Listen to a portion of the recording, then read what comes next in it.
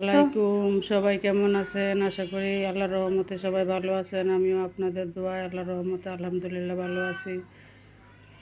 বরাবরের মতো আর একটি ভিডিও নিয়ে আপনাদের সামনে উপস্থিত হলাম। আজকে কি রান্না বান্না করলাম তার একটি ভিডিও সবাই দেখবেন এবং আমার চ্যানেলটা সাবস্ক্রাইব করে দিবেন। অলরেডি যারা করে দিয়েছেন তাদেরকে অসংখ্য অসংখ্য ধন্যবাদ। আর যারা করেন নাই, ভিডিওটা দেখতে দেখতে যদি ভালো লাগে তো চ্যানেলটা সাবস্ক্রাইব করে দিবেন এবং শেয়ার করে দিবেন, লাইক কমেন্ট দিবেন। বাঁধাকপি কিনে আনছি, ফুলকপি নিয়ে আসছি, ফুলকপি, সিম, আলু, টমেটো দিয়ে মাছ দিয়ে রান্না করব আর বাঁধাকপি ভাজি করব। ওখানকার বাঁধাকপি অনেক বড় বড়, কম অর্ধেক বাঁধাকপি লইছি, অনেকটি হয়েছে। কাঠটা ধুয়ে নিছি, তারপরে বাঁধাকপি ভাজি বসিয়ে দিলাম। তা আপনারা কে কে বাঁধাকপি খেতে ভালোবাসেন? বাঁধাকপি কিন্তু ভালো তরকারি,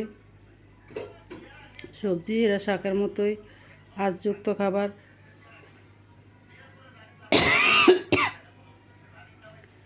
এই পাশে চুলা কড়াই বসায় দিছি,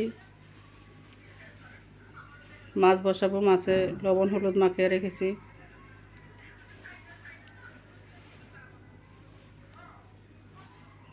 রুই মাছটা খেতে মজাই লাগছে, বড় রুই মাছ। মাছগুলি ভাজা হয়ে গেছে, আবার উল্টা দিতে আসি, উল্টে পাল্টে দিয়া তারপর উঠিয়ে নিব।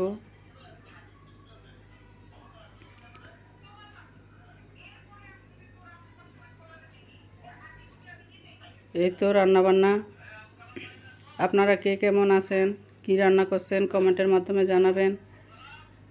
আর আমার চ্যানেলটা যাতে অগ্রসর হয় সবাই ভিডিওটা দেখবেন। আল্লাহ যদি চায় ইনশাল্লাহ এবছর যদি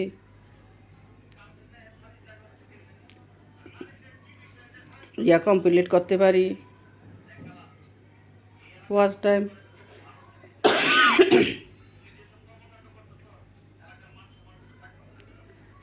তাহলে তো ভালো। আর কত এটা নিয়ে বসে থাকবো? যা 2 বছর 2.5 বছর হয়ে গেছে আমার চ্যানেল। তো তরকারি বসানোর জন্য হলুদ মরিচ তেল দিয়ে মশলা দিয়ে মশলা কষিয়ে নিছি, নিয়ে সবজিগুলি দিয়ে দিলাম।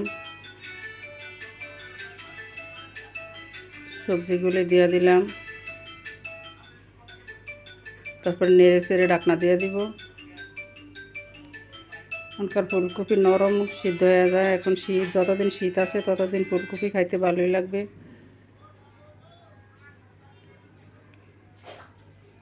শীত গেলে তো গরমের পড়লে আর ফুলকপি আর ভালো লাগবে না।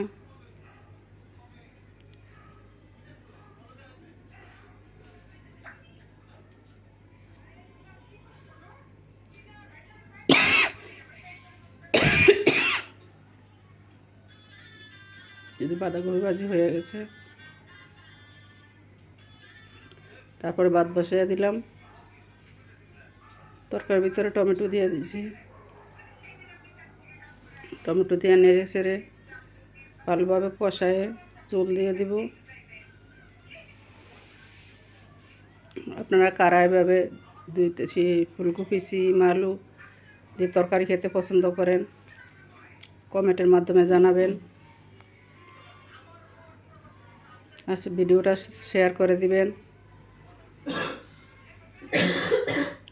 ছোট্ট একটা ভিডিও, সবাই দেখে নেবেন। আপনারা দেখলে আমার ভিডিও বানান সার্থক হবে। তো ভাত রান্না করেছি, তরকারি রান্না করেছি আর বাঁধাকপি ভাজি করেছি। আসসালামু আলাইকুম।